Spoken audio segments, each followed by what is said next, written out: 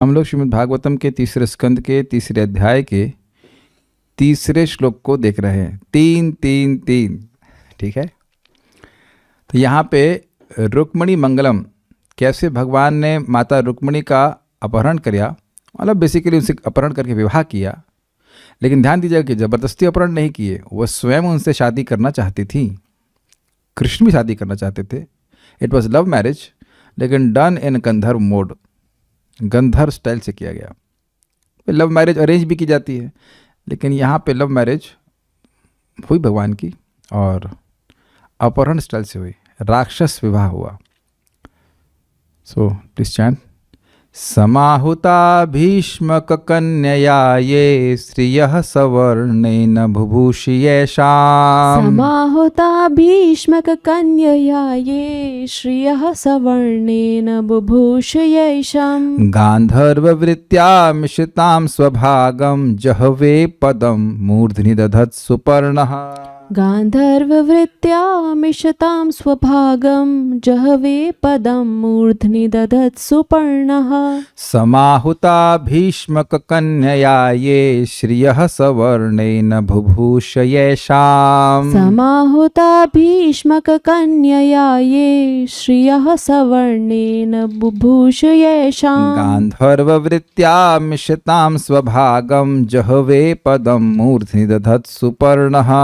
गान्धर्ववृत्त्या मिशतां स्वभागं जहवे पदं मूर्ध्नि दधत्सु पर्णः। समाहुता भीष्मक कन्यया ये श्रियः सवर्णेन बुभूष येषाम्। समाहुता भीष्मक कन्यया ये श्रियः सवर्णेन बुभूष येषाम्। गान्धर्ववृत्त्या मिशितां स्वभागं जहवे पदं मूर्ध्नि दधत्सु पर्णः।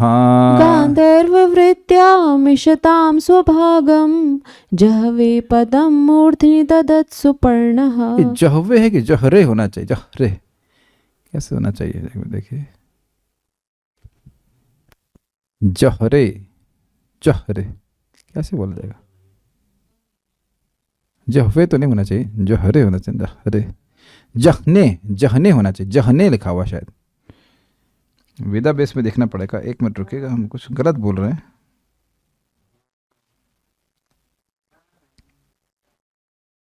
जहने होना चाहिए ना, जहरे है, जहरे, जहरे, जहरे पदम, जहरे है, जहने नहीं है, जहरे है। समाहुता भीष्मक कन्यया ये श्रियः सवर्णेन बुभूष येषाम्। समाहुता भीष्मक कन्यया ये श्रियः सवर्णेन बुभूष येषाम्। गान्धर्ववृत्त्या मिशितां स्वभागं जहरे पदं मूर्ध्नि दधत्सु पर्णः। गान्धर्ववृत्त्या मिशतां स्वभागं जहरे पदं मूर्ध्नि दधत्सु पर्णः। समाहुता भीष्मक कन्यया ये श्रियः सवर्णेन बुभूष येषाम्। समाहुता भीष्मक कन्यया ये श्रियः सवर्णेन बुभूष येषाम्। गान्धर्ववृत्त्या मिशितां स्वभागं जहरे पदं मूर्ध्नि दधत्सु पर्णः। गान्धर्ववृत्त्या मिशतां स्वभागं जहरे पदं मूर्ध्नि दधत्सु पर्णः। समाहुता भीष्मक कन्यया ये श्रियः सवर्णेन बुभूष येषाम्। समाहुता भीष्मक कन्यया ये श्रियः सवर्णेन बुभूष येषाम्। गान्धर्ववृत्त्या मिशितां स्वभागं जहरे पदं मूर्ध्नि दधत्सु पर्णः। गान्धर्ववृत्त्या मिशतां स्वभागं जहरे पदं मूर्ध्नि दधत्सु पर्णः। समाहुता भीष्मक कन्यया ये श्रियः सवर्णेन बुभूष येषाम्। हुता भीष्मक कन्यया ये श्रियः सवर्णेन बुभूष येषाम् गान्धर्ववृत्त्या मिषतां स्वभागं जहरे पदं मूर्ध्नि दधत्सु पर्णः। गान्धर्ववृत्त्या मिषतां स्वभागं जहरे पदं मूर्ध्नि ददत्सु पर्णः। राजा भीष्मक की पुत्री रुक्मणी के सौंदर्य तथा संपत्ति से आकृष्ट होकर अनेक बड़े बड़े राजकुमार तथा राजा उससे ब्याह करने के लिए एकत्र हुए, किंतु भगवान कृष्ण अन्य आशावान अभ्यर्थियों को पछाड़ते हुए उसी तरह अपना भाग जानकर उसे उठा ले गए जिस तरह गरुड़ अमृत ले गया था। तो यहाँ आप देख रहे हैं कैसे भगवान श्री कृष्ण रुक्मिणी जी को अपने रथ पे बिठा करके ले जा रहे हैं। अकेले नहीं हैं, आसपास बहुत सारे योद्धा हैं और वह उनको परास्त, भगवान उन सबको परास्त करके निकल गए। अभी डिटेल में हम सुनेंगे कथा को। यद्यपि पहले मैं श्लोक समझाऊंगा, प्रयास करूंगा, लेकिन कुछ बातें भक्तों को नहीं समझ में आएंगी, इसलिए पूरी कथा को हम पीछे की कथा को रख रहे हैं, क्योंकि वो शॉर्ट में बताने से बात समझ में नहीं आएगी। पहले हम जो श्लोक उसको समझ लेते हैं। भीष्मक कन्या, राजा भीष्मक नंदिनी यानी उनकी बेटी रुक्मणी के द्वारा किया कैसे के श्रिय लक्ष्मी के यानी कि उनके ऐश्वर्य, यानी ऐश्वर्य का मतलब हुआ अनेक लोग गलत बोल गया। भीष्मक कन्या श्रिय सवर्णेन, राजा भीष्मक नंदिनी रुक्मणी के लक्ष्मी के समान रूप से, श्रिय शब्द यहाँ पे है लक्ष्मी जी के, तो वह लक्ष्मी जी की अंश थी, लक्ष्मी जी ही थी, तो लक्ष्मी जी के समान उनके रूप के कारण सवर्णेन का मतलब हुआ कि उनके समान रूप के द्वारा, ये तृतीय विभक्ति है, उसके द्वारा, कर्ण कारक सुना है ना आपने, तो सवर्णेन मतलब उनके जैसा वर्ण, लक्ष्मी जी का वर्ण जैसा है, उनकी कैटेगरी जैसी है, तो लक्ष्मी जी की कैटेगरी मतलब लक्ष्मी जी का रूप लावण्य जैसा है वैसा ही रुक्मणी जी का था, तो उसके द्वारा ये समाहुता जो राजा विवाह उत्सव में आमंत्रित थे। समझ में आया आपको? क्या रुक्मिणी की भाषा देखिए जरा आप, ऐसा नहीं कि रुक्मिणी जी लेटर भेजी हो यहाँ कहेंगे भाई, मैं यहाँ पे भक्तों को बोला कि आज हम क्लास जल्दी शुरू करेंगे, तो मैंने आमंत्रण दिया तो आप लोग आ गए, कुछ समझ रहे बात। लेकिन ऐसे क्या रुक्मिणी जी आमंत्रण दीजिए, आइए हमसे सब विवाह कर लीजिए, आइए हमसे विवाह कर लीजिए। अरे विवाह तो भगवान कृष्ण को ही वह आमंत्रण दी थी कि आइए हमसे विवाह कर लीजिए, सबको नहीं करी थी, क्यों करेंगी वो? लेकिन उनके सौंदर्य ने ऐसा कार्य किया कि सौंदर्य से ने मानो सबको न्योता दिया हो। ऐसे हम क्या समझाएं, लेकिन एक समझाने का तरीका समझ में आ रहा है कि समझाने का क्या तरीका, सारी समझ सकते हैं। जगत में झूठे रूप के द्वारा कितने लोग आकर्षित हो जाते हैं कि नहीं हो जाते हैं, तो वो रूप ही दिखा करके उन लोग को आकृष्ट किया जाता है, तो रूप ही न्योता बन जाता है। जगत में देखा गया कि नहीं देखा गया है?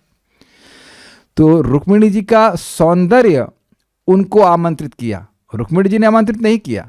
बहुत ध्यान दीजिएगा, रुक्मिणी जी ने तो केवल भगवान कृष्ण को आमंत्रित किया था कि आइए हमसे शादी कर लीजिए, लेकिन उनके सौंदर्य ने इतने राजाओं को आकर्षित कर लिया। अंतर समझ रहे हैं? ठीक है, इसलिए कह रहे हैं श्रियः सवर्णेन, यानी कि राजा भीष्म की कन्या का जो लक्ष्मी के समान सौंदर्य था उसके द्वारा राजा आहूत हो गए थे। आहूत का मतलब होता है बुलाए गए थे। वह सम्यक आकृष्ट होकर गांधर्व वृत्त्या, सम्यक रूप से वह आकृष्ट हो गए थे, किसके द्वारा? उनके रूप के द्वारा। गांधर्व वृत्त्या, गंधर्व विवाह के नियम अनुसार बुभूषया, रुक्मिणी द्वारा वर्ण होने की आशा कर रहे थे। उन बुभूषा का मतलब था आशा थी, इच्छा थी कि हमें चुन ले तब एशाम, ये सारे जो थे, अकस्मात उन राजा वृंद ने श्री कृष्ण को, एशाम शब्द यहाँ पे उन राजा वृंद को है, उन लोगों ने भगवान श्री कृष्ण को मिषताम, मिषताम का मतलब होता है देखना, तो कह रहे रुक्मिणी को ले जाते हुए देखा।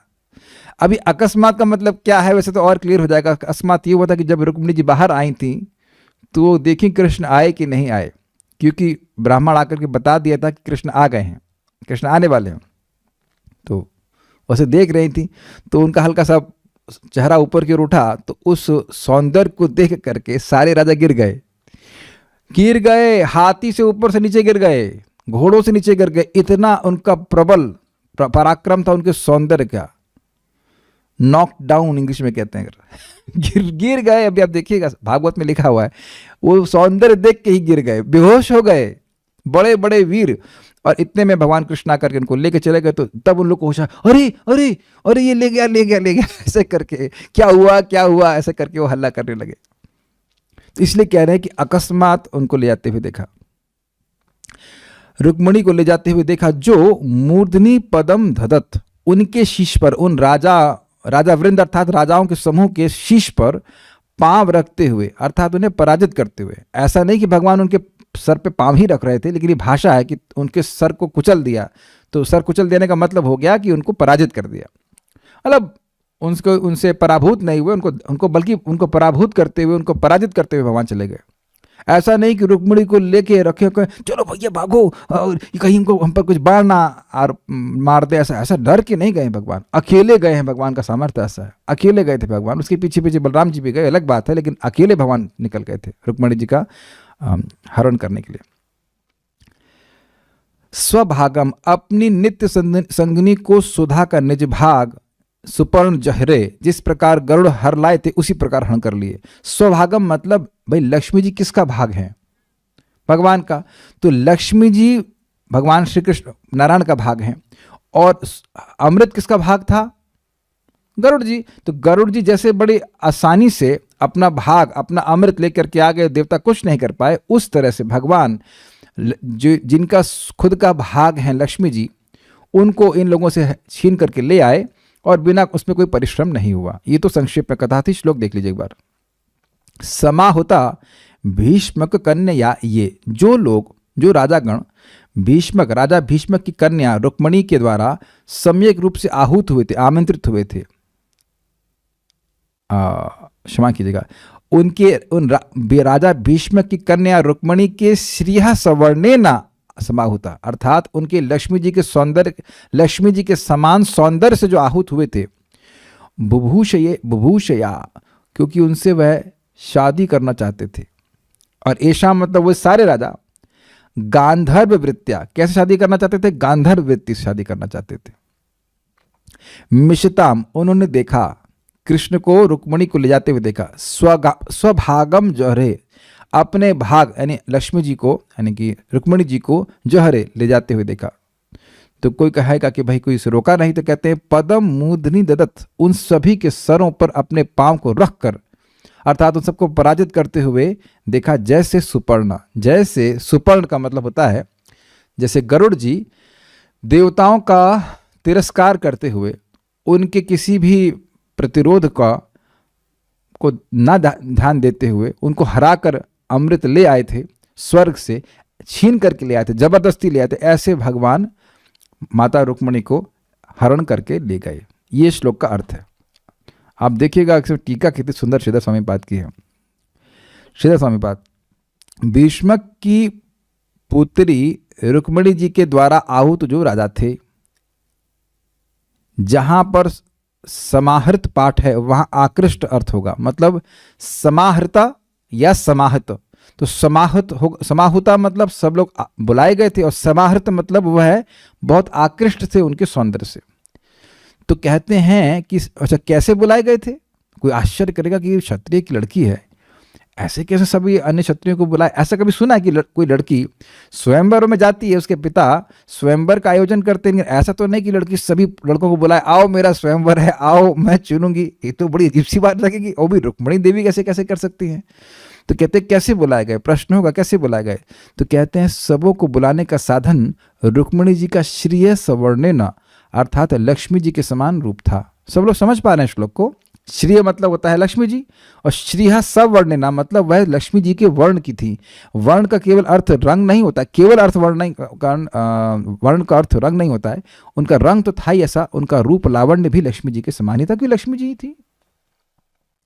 यद्यपि रुक्मिणी जी ने तो केवल भगवान श्री कृष्ण को ही बुलाया था, किंतु सभी राजाओं के आगमन का कारण रुक्मिणी जी का आकर्षक रूप था। समझ में आ गया? तो इसलिए रुक्मिणी जी के द्वारा आहूत कहा गया है।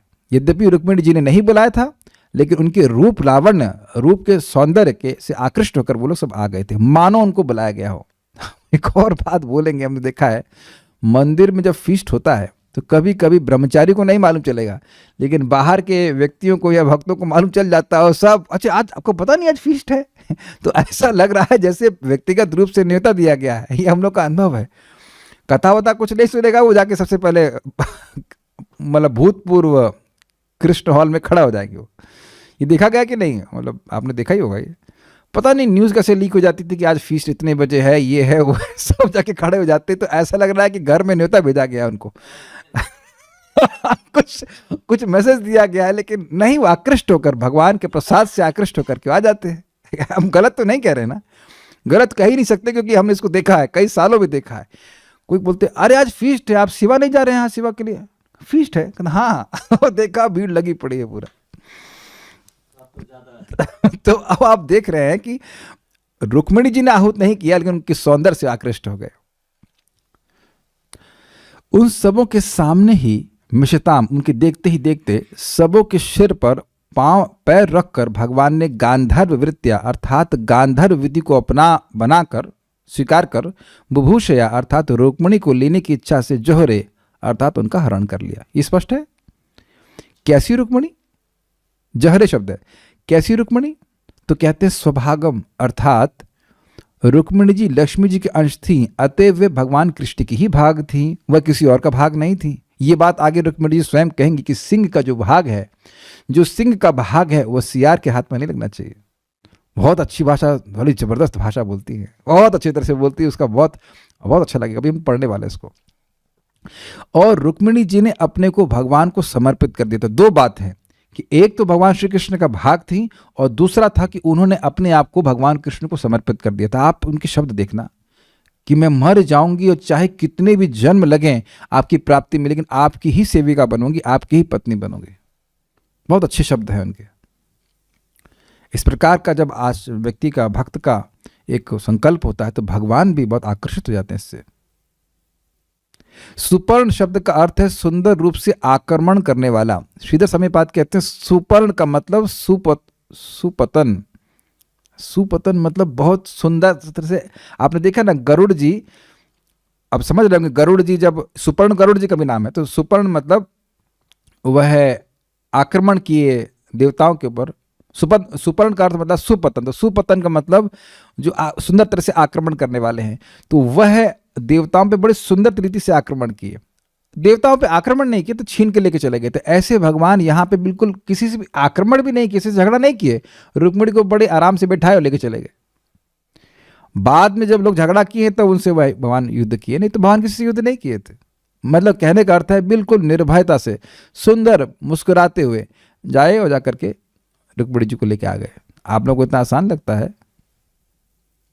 जरासंध था वहां पे, जरासंध था, शिशुपाल था, और बहुत सारे हुण बदमाश सारे इकट्ठे हुए थे और पूरी सेना के संग इकट्ठे हुए थे, लेकिन भगवान को कोई भय नहीं हुआ, उनके माथे पर कोई शिकन नहीं थी। इसीलिए कह रहे हैं सुंदर रूप से आक्रमण करने वाले। समझ में आ रहा है कुछ कुछ? अथवा सुपर्ण का अर्थ हम गरुड़ लेते हैं, तो अथवा जिस तरह से गरुड़ ने अपने भाग अमृत कलश का अपहरण कर लिया था, उसी तरह से भगवान ने रुक्मिणी जी का अपहरण कर लिया। अब दूसरा अर्थ देखिए, अथवा श्रियः सवर्णे न समाहुता का अर्थ है लक्ष्मी जी के ही समान दो वर्णों के नाम वाले Rukmi, Lakshmi is equal to Rukmi के द्वारा शिशुपाल इत्यादि इसलिए बुलाए गए थे कि उन सबों का रुक्मिणी जी के साथ विवाह हो। थोड़ा अजीब सी बात लगेगी, पूरा पढ़ता हूं तो समझ में आएगा। शिशुपाल को रुक्मी ने वर बनाने के लिए बुलाया था और जरासंध इत्यादि को विवाह उत्सव में भाग लेने के लिए बुलाया था। तो ये बात थोड़ा समझने का प्रयास कीजिए। श्रेय मतलब लक्ष्मी, और लक्ष्मी जी का जैसा नाम है वैसे ही वर्णों वाले रुक्मी। देखो लिखा है यहां पे लक्ष्मी, रुक्मी। मेरी आवाज आप लोग को स्पष्ट आ रही है ना? Are able to understand? ये हम जब अर्थ सुनता हूं तो बड़ा मजा आया, तो तभी मैं हल्ला करने लगा, वाह वाह वाह क्या अर्थ है। कुछ ग्रहण कर रहे हैं आप लोग? कुछ लोगों के नाम एक जैसे होते हैं।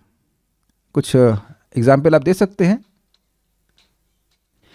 कुछ लोगों के नाम जैसे राम श्याम ऐसे कह सकते हैं, राम श्याम है ना, राइमिंग से होते हैं। तो कह रहे हैं कि जैसे वर्ण लक्ष्मी जी के नाम के हैं ऐसे ही वर्ण रुक्मी के नाम के भी हैं। ये 4 भाई थे, उनके नाम अभी आएंगे। उसमें Rukmi is equal to Rukmi Lakshmi, Rukmi Lakshmi, Lakshmi Rukmi. तो आप देखेंगे लक्ष्मी जी का जैसा नाम है वैसे ही रुक्मी का भी नाम है। तो देखिए, एक अर्थ था कि रुक्मिणी जी के सौंदर्य के द्वारा वह सम्यक रूप से आहूत हुए थे। ये काव्य तरह से, काव्य की भाषा है, बिल्कुल सही बात है। लेकिन एक और बात है कि रुक्मी ने उनको बुलाया था। वो जानता था कि शिशुपाल से शादी होगी तो कृष्ण जरूर आएंगे। उसे खबर हो गई थी कि कृष्ण भी शादी करना चाहते हैं, तो कृष्ण जरूर कुछ ना कुछ परेशानी करेंगे। तो इन सबको बोला कि अपनी सारी सेना लेकर के आओ। तो इसलिए रुक्मी के द्वारा ये सम्यक रूप से आहूत हुए थे। सम्यक रूप से आहूत हुए थे मतलब कहा था कि आप भी आइए, आपकी सेना भी लेके आइए, अपने सारे सैनिक लेके आइए, ऐसे करके आइए। समझ पा रहे हैं इस बात को? या ऊपर से गया? कोई बोला अगर ऐसे मान लीजिए ना समझ में आए, ऊपर से गया तो हैंड रेस कर दीजिए, और समझ में आ गया तो कह सकते हैं ओके समझ, ऐसे कैसे समझ में आ गया। ये सेकंड पार्ट नहीं समझ में आ रहा है, ऊपर से गया। चलिए ठीक है, फिर से समझाते हैं।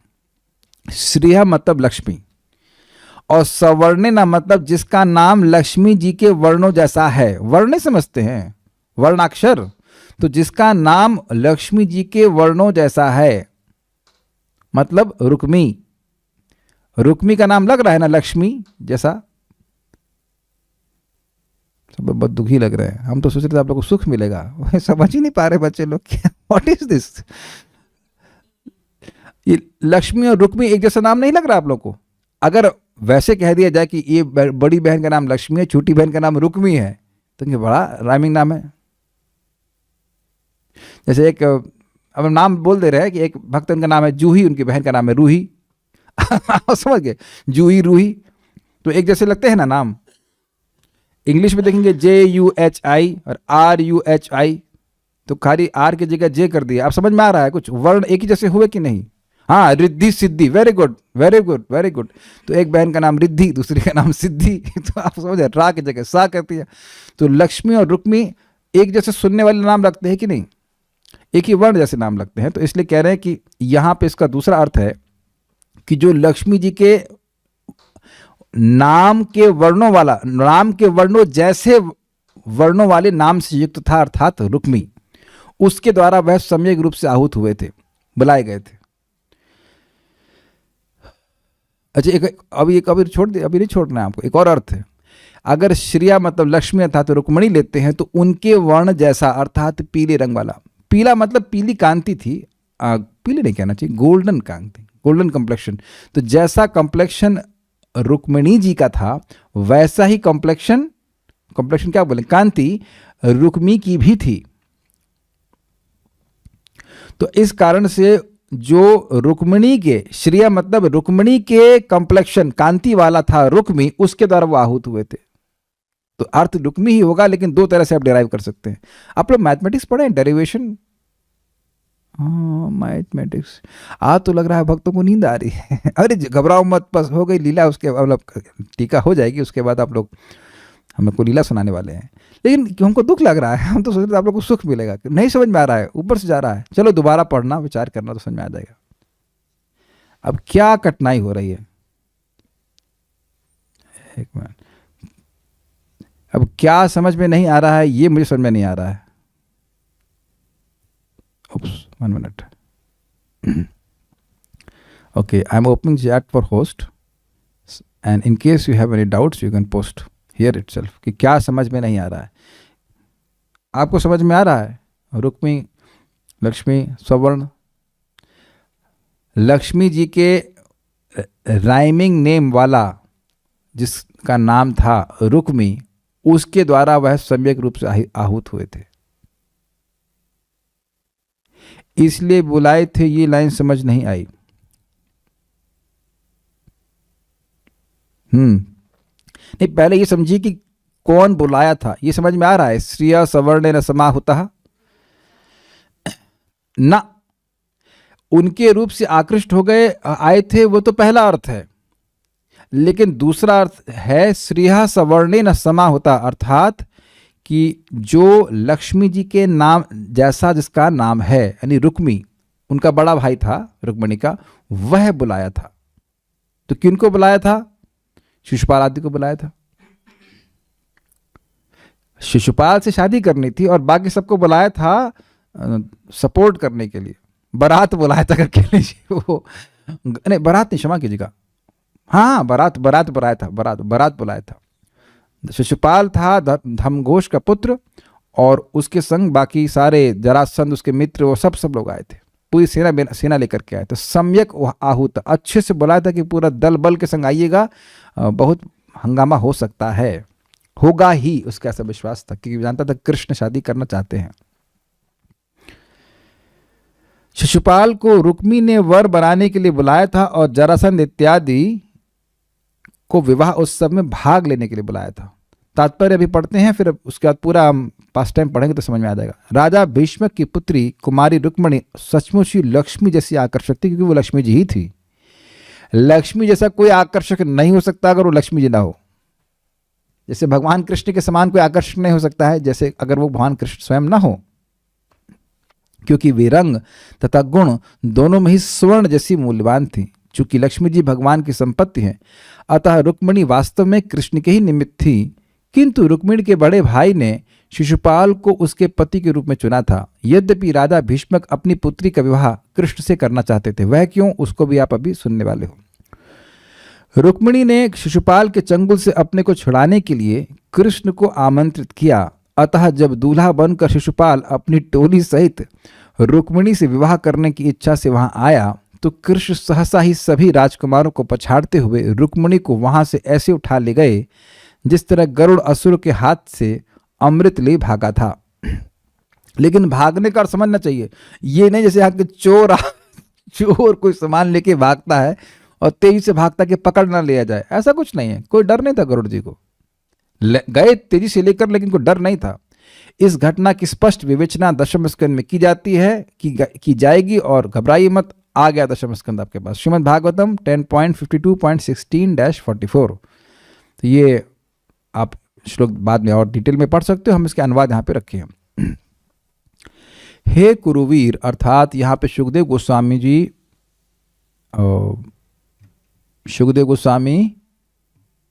परीक्षित महाराज को संबोधित कर रहे हैं। इससे पहले उन्होंने बताया कि बलराम जी की शादी रेवती से हुई थी।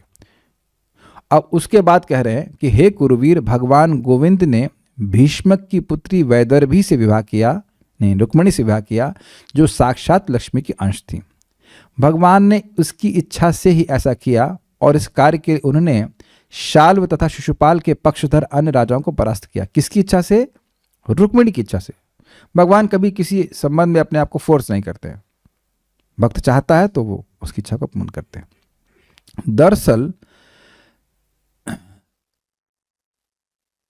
दरअसल सबों के देखते देखते श्री कृष्ण रुक्मिणी को उसी तरह उठा ले गए जिस तरह निशंक गरुड़ देवताओं से अमृत चुरा कर ले आया था, बिना शंका के ले आए थे। राजा परीक्षित ने कहा, मैंने सुना है कि भगवान ने भीष्मक की सुमुखी पुत्री रुक्मिणी से राक्षस विधि से विवाह किया। हे प्रभु, मैं यह सुनने का इच्छुक हूं कि असीम बलशाली भगवान कृष्ण किस तरह मागध मतलब जरासंध तथा शाल्व जैसे राजाओं को हराकर अपनी दुल्हन को हर ले गए। हे ब्राह्मण, अर्थात हे सुखदेव गोस्वामी, ऐसा कौन सा अनुभवी श्रोता होगा जो श्री कृष्ण की पवित्र, मनोहर तथा नित्य नवीन कथाओं को, जो संसार के कलमश को धो देने वाली हैं, सुनकर कभी तृप्त हो सकेगा? अब ऐसा वह क्यों कह रहे हैं? देखिए, ऐसा नहीं है कि इनको नहीं पता है कृष्ण की लीला के बारे में, या ऐसा नहीं है कि उन्होंने कभी इस लीला को सुना नहीं, तभी तो कह रहे हैं कि मैंने सुना है कि भगवान ने राक्षस विधि से रुक्मिणी जी से विवाह किया। क्या आप सोचते हो कि भगवान कृष्ण की लीलाओं को पहली बार सुन रहे हैं? लेकिन देखिए शब्द क्या है, कहते हैं जो अनुभवी श्रोता होगा। अनुभव का मतलब क्या होता है? अनुभवी श्रोता का मतलब क्या होगा? देखिए, टेस्ट मतलब रिमेम्बरेंस, हैबिट मतलब remembrance of previous experience test. जो रस आपने पहले अनुभव किया है उसको दोबारा चखने की इच्छा होती, इसी को कहते हैं आदत। तो जो शुद्ध भक्त हैं जैसे कि परीक्षित महाराज, ये भगवान की लीलाओं को पहले भी सुन चुके हैं। ऐसा नहीं कि पहली बार सुन रहे हैं, लेकिन जितनी बार वो सुनते हैं उनको वो और नवीन लगता है। और सुखदेव गोस्वामी जैसे भक्त से सुन रहे हैं तो और नवीन लगता है। जैसे अब आप एक विचार कीजिए, आप लोगों को कोई ना कोई डिश अच्छी लगती ही होगी, तो जो बना रहा होता है अपनी पत्नी या बहन या जो भी है वो बना रहा है, वह उसके हाथ से तो अच्छी लगती है। और कभी कभी कोई कुक आ जाता है स्पेशल, वो उसी वस्तु को और अच्छा बनाता है, वही आइटम बनाता है, वही सब्जी बनाएगा, आपको और अच्छी लगेगी। आप कहेंगे अरे ऐसी तो हमने कभी खाई ही नहीं। ये शब्द बोलते हैं कि नहीं? आप क्या बोल रहे हो? ऐसी मैंने कभी नहीं खाई। ये नहीं कहना कि सब्जी मैंने कभी नहीं खाई। अब ये तो समझ में आ ही रहा होगा, तो कई बार बोले हो आप लोग, है कि नहीं? ऐसी मैंने कभी नहीं खाई, मतलब एक विशेष टेस्ट का अनुभव, नित्य नया टेस्ट का अनुभव होता है।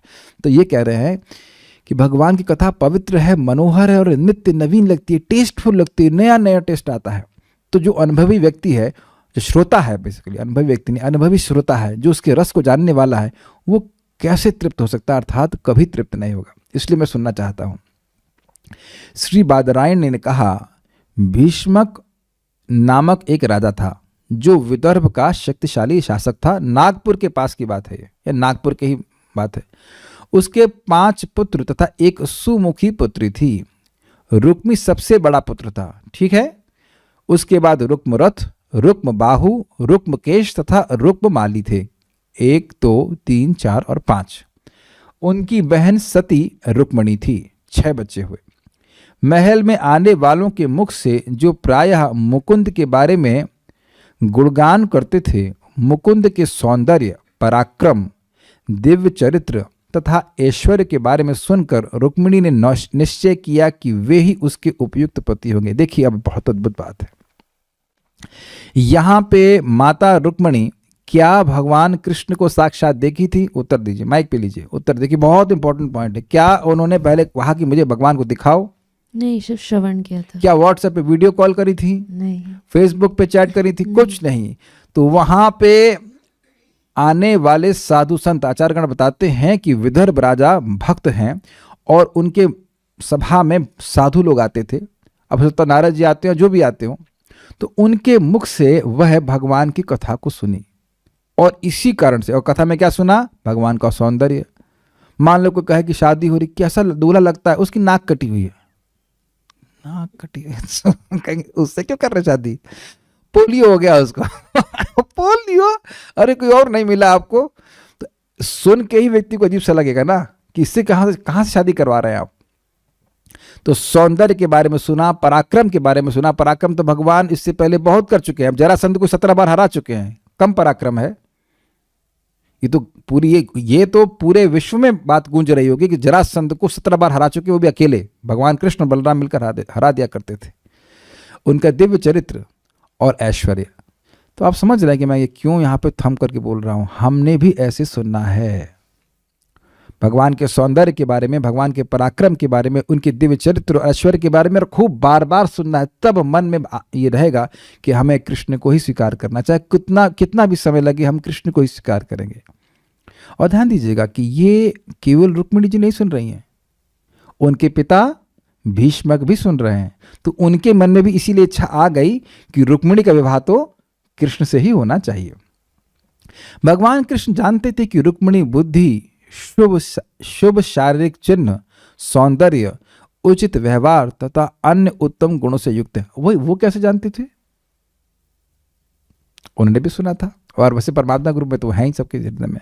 यह निष्कर्ष निकाल करके कि वह उनके योग्य एक आदर्श पत्नी होगी, कृष्ण ने उससे विवाह करने का निश्चय किया। अभी और कोई बात नहीं है, भगवान पहले से निश्चय कर लिए कि उससे शादी करेंगे। हे राजन, चूंकि रुक्मी भगवान से द्वेष रखता था, अतएव उसने अपने परिवार वालों को उनकी इच्छा के विपरीत अपनी बहन कृष्ण को दिए जाने से रोका।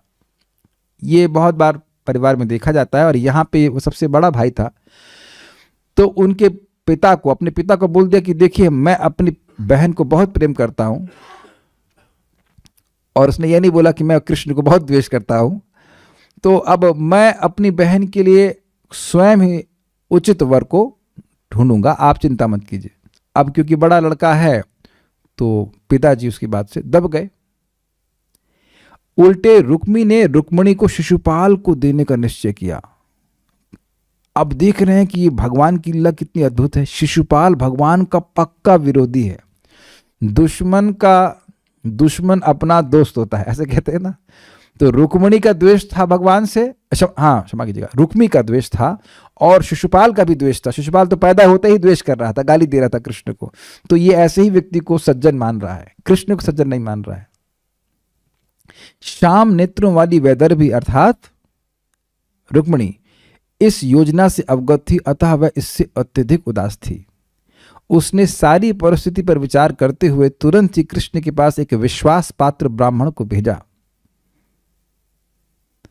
द्वारका पहुंचने पर उस ब्राह्मण को द्वारपाल भीतर ले गए, जहां उसने आदि भगवान को सोने के सिंहासन पर आसीन देखा।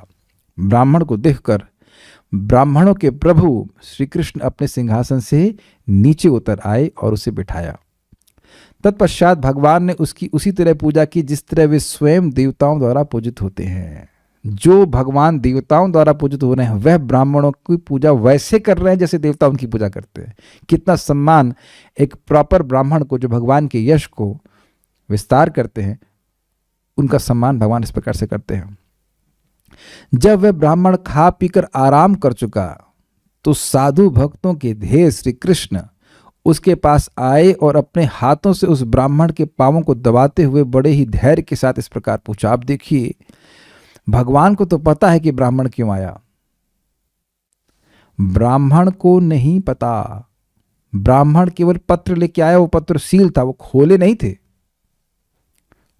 थे उसको। लेकिन भगवान को तो भगवान सब जानते हैं। और आग्रह भी हो सकता है ना कि जल्दी बताओ किस लिए आए। लेकिन देखिए, विश्राम कर लिए उसके बाद उनके चरणों को दबा रहे हैं। फिर बड़े शालीनता से भगवान पूछ रहे हैं। भगवान ने कहा, हे ब्राह्मण श्रेष्ठ, आपके गुरुजनों द्वारा अनुमोदित धार्मिक अनुष्ठान बिना किसी बड़ी कठिनाई के चल तो रहे हैं ना। अब इंटरेस्टिंग बात है कि धार्मिक अनुष्ठान में कुछ कष्ट तो आता है, लेकिन अब असुर आ जाएंगे तो बहुत बड़ा कष्ट आ जाएगा। तो भगवान कह रहे हैं वो असुर तो परेशान नहीं कर रहे हैं ना। आपका मन सदैव संतुष्ट तो रहता है ना। क्या ये संतुष्टि रूपी धन जो एक ब्राह्मण की संपत्ति कोई आपसे छीन तो नहीं लिया ना। जो कुछ भी मिल जाए उससे संतुष्ट हो जाना और अपने धार्मिक कर्तव्य से च्युत नहीं होना, ये धार्मिक सिद्धांत ब्राह्मण की सारी इच्छाओं को पूरी करने वाली कामधेनु बन जाते हैं। मैं इसकी व्याख्या दर नहीं कर रहा हूं, बस भगवान जो बोल रहे हैं मैं पढ़ दे रहा हूं।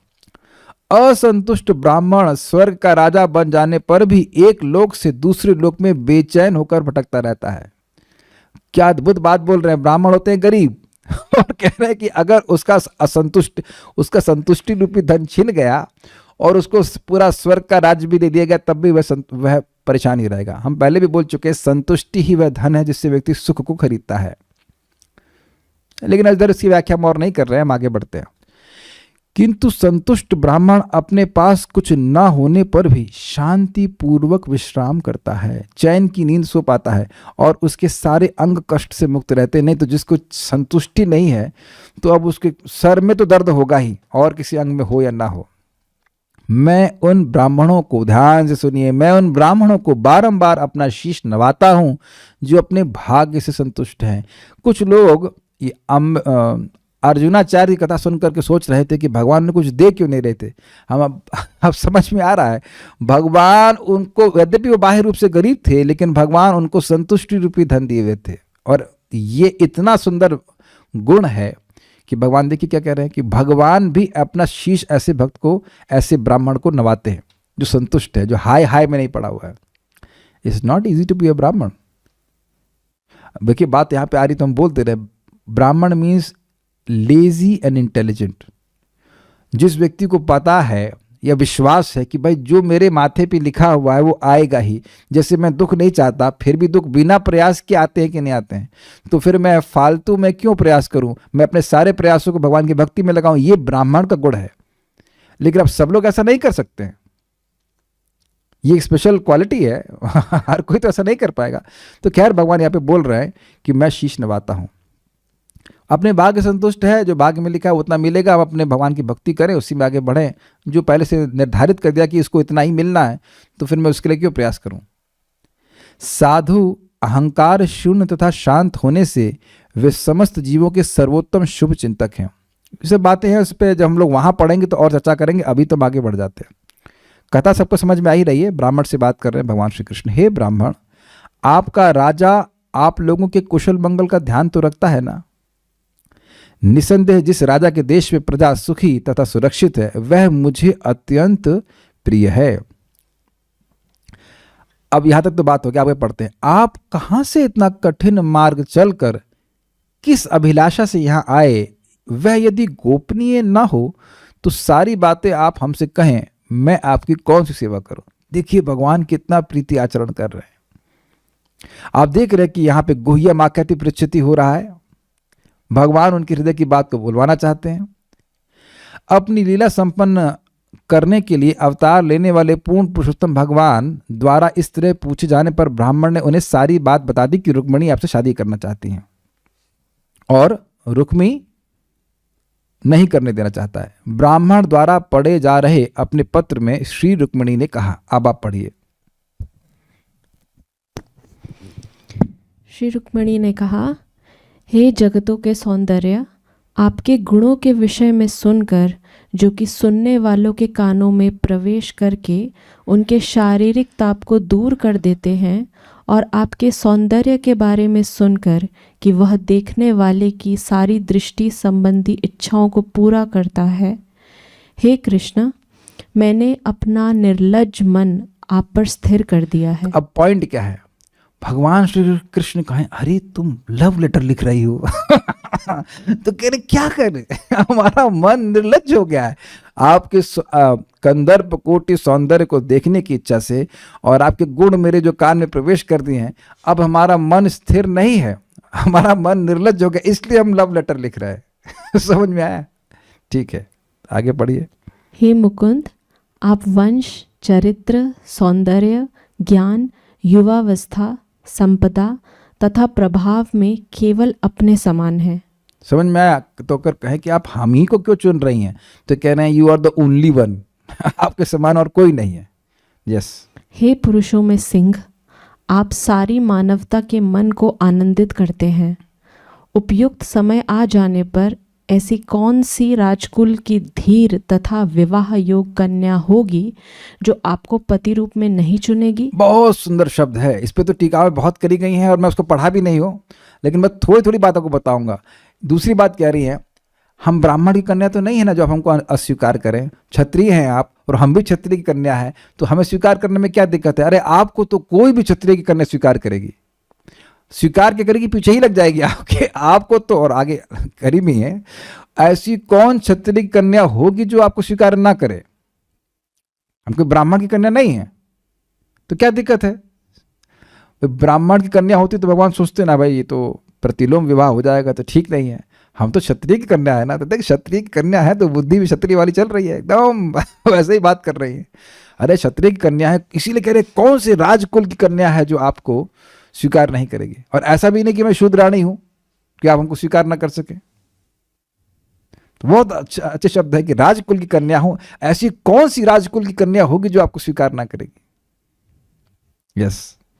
अतएव हे प्रभु, मैंने आपको अपने पति रूप में चुना है और मैं आपकी शरण में आई हूँ। हे सर्वशक्तिमान, तुरंत आइए और मुझे अपनी पत्नी बना लीजिए। अब ठीक है, तो शरण में आए, अभी हमारा मूड नहीं है शादी का, अब थोड़ी देर में हम देखेंगे, विचार करेंगे, पापा से बात करेंगे, अभी साल 2 साल रुक जाइए, उसके बाद अभी पापा ने मना नहीं पापा कौन, हाँ वसुदेव जी से बात करेंगे, पापा से बात करेंगे, देवकी माता देवकी से बात करेंगे, तब जो है फिर विचार करेंगे। ठीक है, मतलब हम अस्वीकार नहीं करें, विचार करेंगे इस पर। तो भगवान, तो मान लो भगवान ऐसा कहें तो कह रहे नहीं तुरंत आइए। तो क्यों तुरंत आए? मान लो भगवान पूछे कि भाई क्यों तुरंत आए, तो क्या कहते हैं, देखिए। हे मेरे कमल नेत्र स्वामी, किसी सिंह की संपत्ति को चुराने वाले सियार जैसे शिशुपाल को एक वीर के अंश को कभी छूने न दीजिए। समझ में आए बात? जब सिंह किसी शिकार को कर लेता है तो अगर सिंह का थोड़ा ध्यान हट जाए, कहीं और चला जाए, तो सियार आ जाते हैं उसको खाने के लिए। सियार के पास सामर्थ्य नहीं है उसको शिकार करने के लिए, लेकिन उसके भाग को लेने के लिए आ जाते हैं। तो कहते हैं सिंह कौन है यहाँ पे? भगवान कृष्ण। और सियार कौन है? शिशुपाल आदि। पूरा गैंग हिसियारों का है वो। तो वो कहते यह मुझे स्पर्श ना करने पाए, इसलिए बोल रही है। ठीक है। यदि मैंने पुण्य कर्म, यज्ञ, दान, अनुष्ठान, व्रत के साथ साथ देवताओं, ब्राह्मणों तथा गुरुओं की पूजा द्वारा भगवान की पर्याप्त रूप से उपासना की हो, तो हे गदाग्रज, आप आकर मेरा हाथ ग्रहण करें और दमघोष का पुत्र या कोई अन्य ग्रहण न करने पाए। बहुत सुंदर बात है। यहाँ पे देखिए बात हो रही है, भगवान कहेंगे तुम में ऐसी क्या योग्यता है कि हम तुम्हें स्वीकार करें। तो उनको याद आ रहा है कि भगवान की प्राप्ति बिना कोई पुण्य कर्म किए प्राप्ति नहीं होते हैं। तो इसलिए सोच रही हैं कि अगर मैंने कुछ किए हो, बड़े सुंदर बात है, स्वयं लक्ष्मी जी हैं, लेकिन नम्रता देखी, कह रही मेरी कोई योग्यता तो नहीं इस जीवन में दिख रही है, इस जीवन में तो मैंने कोई कर्म नहीं किया सुंदर, लेकिन पूर्व जन्म में अगर कोई मैंने पुण्य कर्म किए होंगे तो या इस जन्म में जो कुछ भी किया, अभी तो कुछ तो वो करी ही होंगी, तो जो कुछ भी किया है वह सब मैं आहुति दे रही हूँ ताकि आप मेरे पति के रूप में, पत्नी के रूप में मुझे आप स्वीकार कर लें। आगे देखिए। अजित, कल जब मेरा विवाह उत्सव प्रारंभ हो तो आप विदर्भ में अपनी सेना के नायकों से घिरकर गुप्त रूप से आएं। अब इंटरेस्टिंग है। अब भगवान कहें कि भाई तुम्हारा अगर हम अपहरण करेंगे तो इसमें तो तुम्हारे बहुत सारे जो संबंधी उनसे युद्ध होगा, वो मारे जाएंगे। तो वो युक्ति बता रहे हैं कैसे मिनिमम वायलेंस, सर्जिकल स्ट्राइक बहुत कम झगड़े में ही बिना किसी के मारे जाने के वह उनका अपहरण करने। क्षत्रिय कन्या है तो सारी टेक्निक जानती हैं। पढ़िए, तो अब सब फिर से पढ़िए इसको, अजित से शुरू कीजिए। अजित, कल जब मेरा विवाह उत्सव प्रारंभ हो तो आप विदर्भ में अपनी सेना के नायकों से घिरकर गुप्त रूप से आएं। एक और इंटरेस्टिंग बात, अजित क्यों कह रही है कि कोई उनको जीत नहीं सकता है, perfect commando, he can do the commando operation. और अब अकेले नहीं आए, सेना के नायकों से घिर कर आए, बहुत सारी सेना ने लेके आए, इसलिए कह रहे गुप्त रूप से आए। तत्पश्चात एक मिनट और रह गया, भगवान को अकेले आने के लिए क्यों नहीं कह रही हैं? जानती हैं अजित हैं, भगवान हैं, फिर भी स्नेह है तो कहीं कोई उनका अहित ना कर दे, इसलिए कह रहे हैं कुछ नायकों के लेके आइए, अकेले मत आइए। लेकिन अगर पूरी सेना लेके आ जाएंगे तो फिर गुप्त रूप से नहीं आ पाएंगे, फिर तो बहुत बड़ा झगड़ा हो जाएगा, तो हमारे परिवार के लोग भी मारे जाएंगे। इसलिए गुप्त रूप से आइए, कुछ लोग के लेके आइए। ये आप प्रसिद्ध बात है, कमांडो ऑपरेशन का मतलब यही होता है। ये 10, 12, 20 कमांडो जाते हैं और वहाँ से कुछ कार्य करके आ जाते हैं, ऐसे। तो ओरिजिनल कमांडो ऑपरेशन। हाँ पढ़िए। तत्पश्चात चैद्य तथा मगधेंद्र की सेनाओं को कुचलकर अपने पराक्रम से मुझे जीतकर राक्षस विधि से मेरे साथ विवाह कर लें। अब पॉइंट क्या है देखिए, चैद्य मतलब चेरीराज यानी कि शिशुपाल, और मगेंद्र मतलब जरासंध। तो उनकी सेना को कुचलकर, अब अपने परिवार की सेना को कुचलकर नहीं बोल रही हैं। ध्यान दीजिएगा, एकदम क्षत्रिय से बोल रहे हैं, हम हमारे भाई से झगड़ा मत कीजिएगा। लेकिन इधर ये लोग रहेंगे झगड़ा करने के लिए, तो इनकी आप सेना को कुचलकर राक्षस विधि से मेरा विवाह कर ले, मतलब अपहरण कर लें। हाँ जी। चूंकि मैं रनिवास के भीतर रहूंगी, अतः आप आश्चर्य करेंगे और सोचेंगे कि मैं तुम्हारे कुछ संबंधियों को मारे बिना तुम्हें कैसे ले जा सकता हूँ। तुमको बाहर तो जाने नहीं देंगे वो, तब क्या होगा बोलिए। किंतु मैं आपको एक विधि बतलाऊंगी। विवाह के एक दिन पूर्व राजकुल के देवता के सम्मान में एक विशाल जुलूस निकलेगा, जिसमें दुल्हन नगर के बाहर देवी गिरिजा का दर्शन करने जाती है। आप ये देखिए कि टाइम कितना कम है। एक दिन पूर्व, विवाह के एक दिन पूर्व राजकुल के देवता के सम्मान में एक विशाल जुलूस निकलेगा, जिसमें दुल्हन नगर के बाहर देवी गिरिजा का दर्शन करने जाती है। जस्ट विवाह के एक दिन पहले यस ये सब होगा, मतलब बहुत टाइम नहीं है। पढ़िए। हे कमल नयन, शिवजी जैसे महात्मा आपके चरण कमलों की धूलि में स्नान करके अपने अज्ञान को नष्ट करना चाहते हैं। यदि मुझे आपकी कृपा प्राप्त नहीं होती तो मैं अपने उस प्राण को त्याग दूंगी जो मेरे द्वारा की जाने वाली कठिन तपस्या के कारण क्षीण हो चुका होगा। तब कहीं सैकड़ों जन्मों तक परिश्रम करने के बाद शायद आपकी कृपा प्राप्त हो सके। ये बहुत सुंदर बात थी। इसी बात को सुन करके कृष्ण भगवान रह नहीं सके। This is very nice. यहाँ माता रुक्मिणी सोच रही हैं कि भगवान की प्राप्ति तो किसी पुण्य से नहीं हो सकती है, ये तो केवल मात्र उनकी कृपा से ही हो सकती है। तो कह रहे हैं कि इस जन्म में अगर मैं आपको नहीं प्राप्त कर पाई, भगवान मान लो कह दें कि भाई ये सब बहुत कठिन है, हम इतना झंझट नहीं लेने वाले, हम तुमको नहीं स्वीकार करेंगे, हम नहीं आते। तो यहाँ एक हताशा मन में आ रही है उनके कि यदि मैं नहीं प्राप्त कर पाई इस जन्म में, तो ऐसा मत सोचिएगा कि मैं किसी और को पति के रूप में स्वीकार कर लूंगी, मैं वह देह त्याग दूंगी। This is such a wonderful attitude.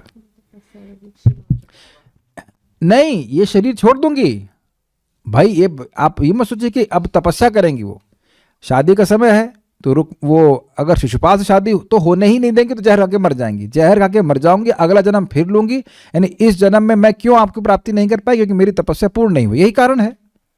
तो अब मैं जहर खा के मर जाऊंगी और उसके बाद अगला जन्म फिर लूंगी और फिर तपस्या करूंगी, लेकिन और चाहे उस जन्म में ना हो तो फिर मरूंगी, फिर तपस्या करूंगी, कितना भी जन्म लगे मैं आपके ही सेविका बनूंगी। This is very nice. इस प्रकार का दृढ़ संकल्प, इसे कहते भजते माम अनन्य भाग। कुछ भी हो हम भगवान कृष्ण की ही प्राप्ति करेंगे, कितना भी समय लग जाए, हमें स्वर्ग नहीं चाहिए और कुछ नहीं चाहिए, चाहे कुछ भी हो, भगवान की प्राप्ति करके, उनके चरण कमलों की प्राप्ति करके ही मैं संतुष्ट होऊंगा, नहीं तो और कोई तरीका नहीं है। This is very nice. जब भगवान इस बात को सुने कि हमारी कृपा को प्राप्त करने के लिए, मेरी सेवा को प्राप्त करने के लिए रुक्मिणी जी इतनी ज़्यादा मतलब इच्छुक हैं, तो वह निर्णय कर ली कि नहीं, इनको हम ज़रूर अब और वो सोचे नहीं। तो आप यहाँ देख रहे हैं कि इस लास्ट लाइन से उनकी स्पेशल उत्कंठा जागृत हो रही। तो जो कभी भक्त लोग कहते हैं ना कि भगवान हमारे सामने तुरंत प्रकट क्यों नहीं हो रहे हैं, क्योंकि अभी हमारी उत्कंठा जैसी जागृत नहीं हुई। तो हमारी उत्कंठा को जागृत करने के लिए ही भगवान हमें प्रतीक्षा करा रहे हैं। उत्कंठा होती है तभी भगवान की प्राप्ति होती है। भगवान तो हृदय में ही है, लेकिन उत्कंठा जितनी होगी उतना भगवान की प्राप्ति की इच्छा होगी। Is it okay? बहुत अच्छी बात है यहाँ पे। ये हर भक्त का संकल्प होना चाहिए, चाहे अरबों जन्म लग जाए भगवान की प्राप्ति में, लेकिन भगवान का प्रेम प्राप्त करके ही मैं दम लूंगा, भगवान की भक्ति को प्राप्त करके ही मैं सुखी होऊंगा, और कोई तरीका नहीं है। This is very nice. ये इस पूरे डिस्कशन का हाईलाइट पॉइंट है। बाकी जब वहाँ उसको हम चर्चा करेंगे, मतलब पढ़ेंगे तो देखेंगे।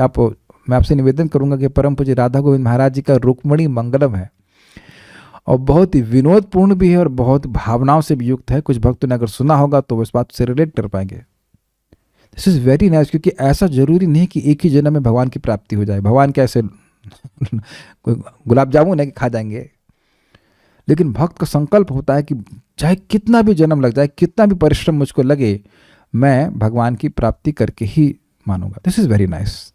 और इस प्रकार का संकल्प केवल ऐसे भक्तों के संग में आ सकता है जो इस प्रकार के संकल्प से युक्त हों, है कि नहीं?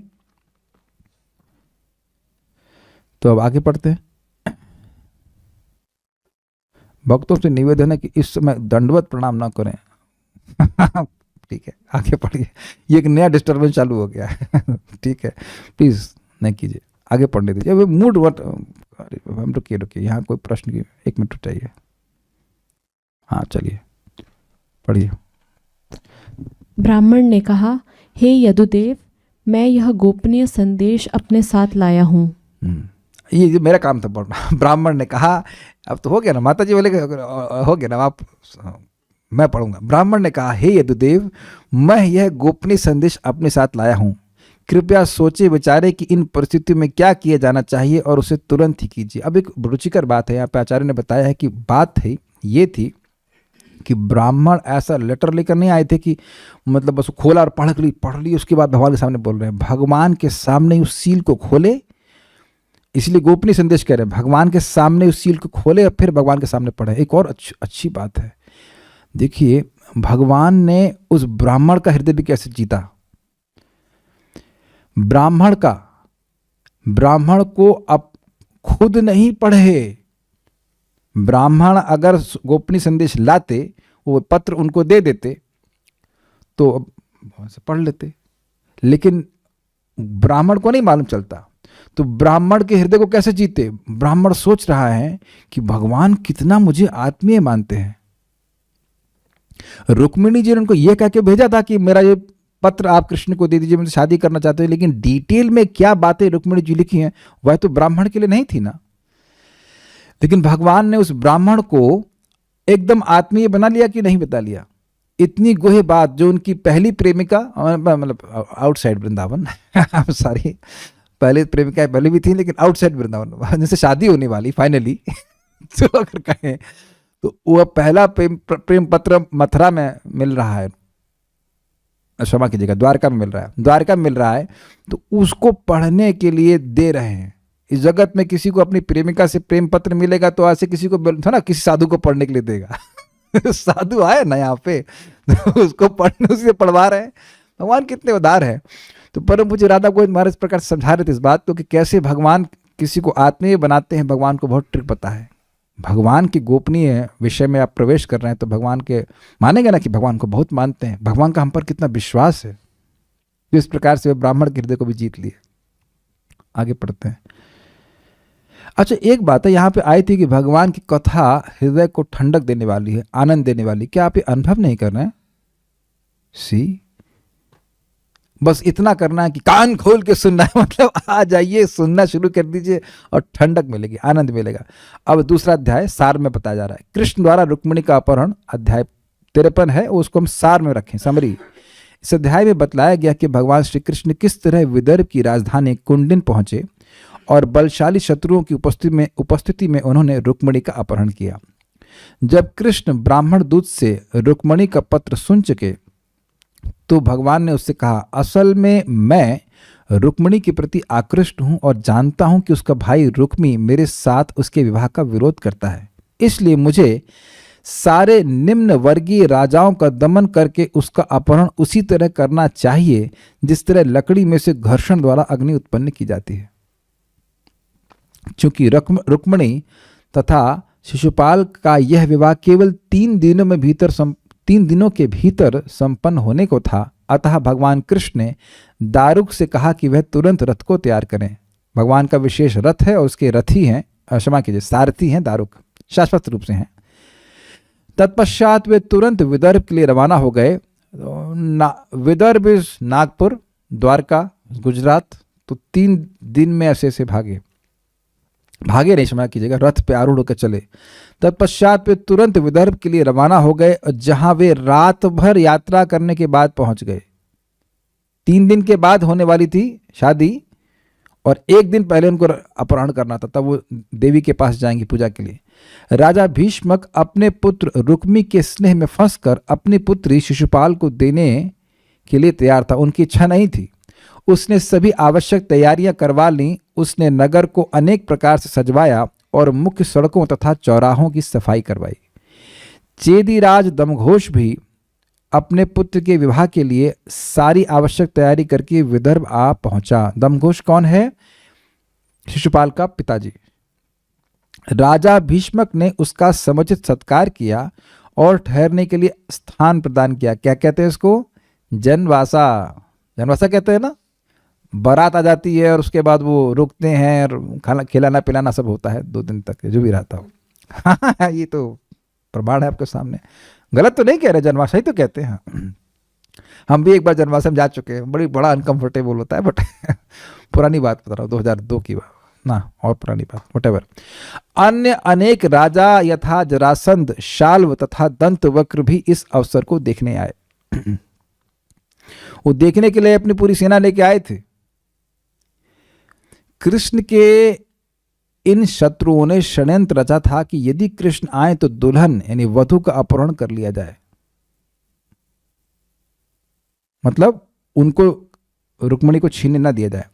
उन्होंने मिलकर कृष्ण से युद्ध करने की तैयारी कर ली और शिशुपाल को उसकी दुल्हन दिलाने का पक्का इरादा कर लिया। ये इंटरेस्टिंग है कि हमने सुना जब क्या है, मियाँ बीबी राजी तो क्या करेगा काजी, तो ये सारे काजी धरे के धरे रह जाएंगे और इनके सारे इरादे नष्ट हो जाएंगे। भागवत में बार बार आप देखेंगे भक्तों का मनोरथ पूर्ण हो जाता है, यद्यपि सारे अवरोध होते हैं, और बाकी अभक्तों का मनोरथ पूर्ण होता नहीं है। ये योजनाएं सुनकर बलदेव जी अपनी सारी सेना एकत्र करके तेजी से कुंडनपुर पहुंच गए। देखिए पॉइंट क्या था, भगवान कृष्ण अकेले गए, किसी साथ में नहीं लेके गए, लेकिन जब सुने कि कृष्ण निकल गए हैं इस प्रकार से, तो स्वाभाविक सी बात है, बड़े भाई हैं, स्नेह है, स्नेहवश जानते हैं कृष्ण भगवान है, लेकिन स्नेहवश कि कहीं कोई अहित ना हो जाए तो अपनी सेना लेकर चले। इसमें भगवान का कोई बेटा नहीं है क्योंकि पहली शादी है, तो सब भाई लोग गए हैं इसमें। बलराम जी हैं, गद हैं, सब आगे जाएंगे।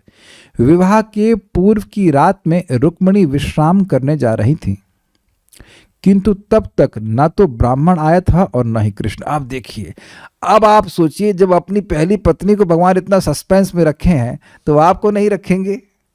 कुछ फोन भी नहीं करेंगे, कुछ नहीं बता रहे हैं, कुछ भी नहीं, परमात्मा के रूप में बता दिए होते कि आ रहा हूं, जरा घबराओ मत, कुछ नहीं बता रहे, सस्पेंस में रखे हैं, हालत खराब।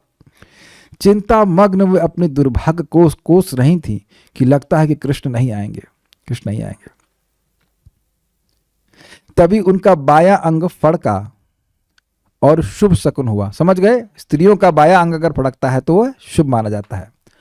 दरअसल तुरंत ही ब्राह्मण वहां आ पहुंचा और कृष्ण ने जो कुछ कहा था वह सारा हाल कह सुनाया। तो आप कहेंगे, अरे ये ब्राह्मण इतनी जल्दी कैसे आ गया? भगवान के संग बैठ के आ रहा था, तो भगवान उसको भेज दे, जाओ जाके तुम न्यूज दे दो। इसमें उनके अपहरण का पक्का वायदा भी था कि कृष्ण जरूर आएंगे और उनको अपहरण कर लेंगे। अब कुछ बात यहाँ पे नहीं रखी गई है, भागवत के अध्याय में बहुत अच्छी बात बताई गई है कि जब माता रुक्मिणी ने सुना तो तुरंत उस ब्राह्मण को कुछ देना चाहिए, लेकिन उस समय कुछ था नहीं, तो उसी समय प्रणाम करें। तो वहाँ बताया गया है कि लक्ष्मी जी उनको प्रणाम करें, अब उसको जीवन में कोई परेशानी नहीं आने वाली है। बहुत, मैं प्लीज़ आप लोगों से निवेदन कर रहा हूँ, आप लोग रुक्मिणी मंगलम सुने। आप लोगों को बोल रहा हूँ तो मेरी भी प्रियावरी कल से शुरू करें, रुक्मिणी मंगलम धीरे धीरे करके सुनना, बहुत अच्छा है। आप लोग पेट पकड़ के हंसेंगे भी। महाराज बड़े विनोद में कथा सुनाए हैं और बहुत भाव में सुना है, बहुत अच्छी अच्छी बातें महाराज ने बताई हैं।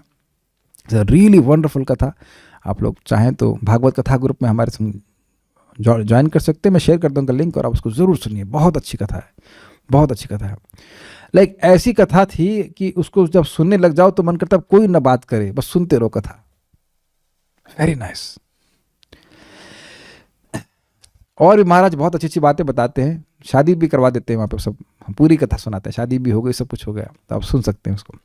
जब राजा भीष्मक ने सुना कि कृष्ण तथा बलराम आए हैं तो वे बाजे गाजे के साथ उनके सत्कार के लिए गया। क्यों? अभी तक भगवान कृष्ण यह रिवील नहीं किए कि वो अपहरण करने के लिए आए हैं। बड़ा सोच कर क्या है, कृष्ण आए हैं, लोग मालूम चल गया, बलराम जी भी आए हैं, लेकिन यह रिवील नहीं कर रहे हैं, ये प्रकट नहीं कर रहे कि रुक्मिणी का अपहरण करने के लिए आए हैं। क्योंकि झगड़ा तब होता जब वह यह दिखाते कि कृष्ण बलराम अपहरण करने के लिए आए। वैसे एक और रुचिकर बात है, इससे पहले की घटना है कि कृष्ण बलराम से जो आखिरी युद्ध हुआ था, जिसमें भगवान छोड़ के चले गए थे, जरासंध से जो युद्ध हुआ था, तो उसने प्रवर्षण नाम के पर्वत पे कृष्ण बलराम चढ़ गए थे और इसने पूरी अग्नि लगा दी पर्वत के चारों ओर, जरासंध की सेना ने। और वो सोचा कि अब कृष्ण बलराम मर गए, लेकिन कृष्ण बलराम भगवान वहीं से कूद गए। वो पर्वत 88,000 योजन ऊंचा था, वहीं से कूद गए और वापस द्वारका चले गए। तो उसको भी बाद में मालूम चल गया होगा कि मरे नहीं, तभी तो वो लोग मतलब ये सेना का आयोजन करके आए थे, कृष्ण बलराम आ सकते हैं। बहुत सारी लीलाएं हैं, दशम स्कंद में बहुत आनंद आने वाला है। चलिए वापस आ जाते हैं इस पॉइंट पे। तो भीष्मक जी सोच रहे हैं कि कृष्ण बलराम शादी के लिए क्यों आएंगे, ये डिस्टर्ब क्यों करेंगे, ये शादी देखने के लिए आए हैं। यद्यपि इनको न्योता नहीं था भाई, आयोजन समाहुता जो बुला रहा था वो तो था रुक्मी, तो वह कृष्ण को बुलाएगा क्यों? नहीं बुलाया भगवान कृष्ण बलराम को, लेकिन फिर भी आए, तो अब ये तो उनसे प्रेम करते हैं। आप जानते हैं कि विदर्भ जी ने भगवान कृष्ण, हाँ विदर्भ यानी कि भीष्मक जी ने भी भगवान कृष्ण के गुणों को सुना था, तो वह भी आकर्षित थे, तो वह भी भगवान का स्वागत की हृदय से।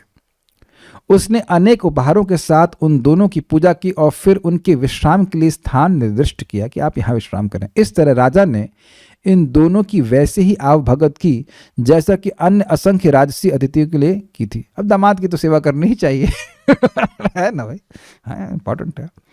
विदर्भ के लोग भगवान कृष्ण को देखकर परस्पर बातें करने लगे कि वे ही रुक्मिणी के योग्य पति हैं।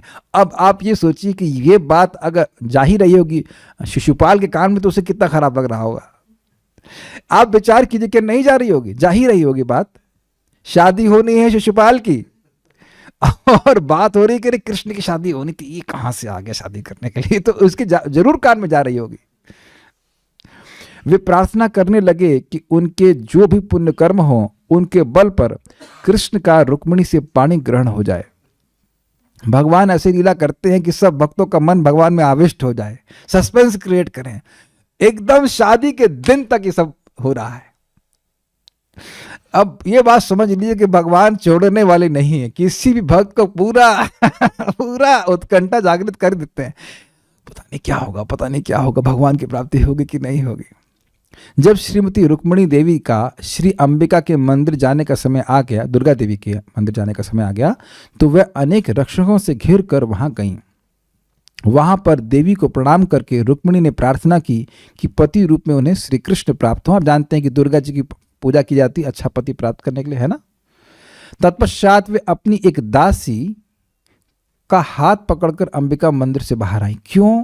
क्योंकि घबरा रही थी, सिर चकरा रहा था उनका हृदय स्थिर नहीं हो रहा था। पता नहीं क्या होगा, पता नहीं क्या होगा। उनकी अकथनीय सुंदरता देखकर वहां पर उपस्थित बड़े बड़े वीरों ने अपने हथियार डाल दिए और पृथ्वी पर अचेत होकर धराशायी हो गए। हुआ ये था कि रुक्मिणी जी को ये तो पता था कि भगवान कृष्ण आए हैं, कृष्ण को देखी तो नहीं थी, तो उत्कंठा तो बहुत अधिक थी। तो वह अपने पल्लू को ऊपर, मतलब सर को ऊपर के, सर ढका हुआ था और ऊपर ऐसे देखी, और उनका जो अलकावली, जो सर था, सर के जो बाल थे वो उनकी अपरारित, तो वो ऐसे हटाई और ऐसे देखी। तो वह महाराज समझाते हैं कि भगवान को कह रही थी कि आपको इन्हें मारने की जरूरत नहीं है, इनको तो मैं अपनी सौंदर्य से ही गिरा दूंगी। और वह रुक्मिणी जी उनकी तरफ नहीं देख रही थी, रुक्मिणी जी तो कृष्ण की तरफ देख रही थी कि कृष्ण कहाँ है। तो वो ऐसे समझ रहे, सब तरफ देख रहे होंगे कहाँ है कृष्ण, कहाँ है कृष्ण। तो वो लोग सब रुक्मिणी के सौंदर्य को देखकर बेहोश हो गए। ये कोई अतिशयोक्ति नहीं, वाकई बेहोश हो गए, इतनी सुंदर थी वो। इंग्लिश में कहते हैं माइंड ब्लोइंग, लेकिन ये वाकई उन लोगों का दिमाग उड़ गया। वो गिर पड़े, जो वहां पे लिखा है हाथी पे खड़े थे वहां से नीचे गिर पड़े। तो अब युद्ध करने के लिए कोई है क्या? कोई है ही नहीं युद्ध करने के लिए। रुक्मी बड़ी होशियारी से तब तक चलती गई जब तक उन्हें कृष्ण दिखाई नहीं पड़ गए।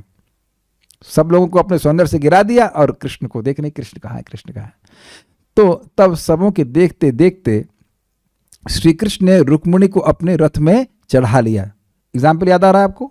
जैसे गरुड़ जी सबके देखते देखते लेके गए, चुप चोरी से ले अमृत नहीं लेके गए थे, देवता देख रहे थे और छीन के चल दिए। उसी प्रकार से ये लोग के देखते देखते, मिष्टाम शब्द हमारे श्लोक में आया था 3.3.3 में, उसको देखते देखते वे रुक्मिणी को रथ पर चढ़ा लिए। देखते हैं कौन क्या कर सकता है।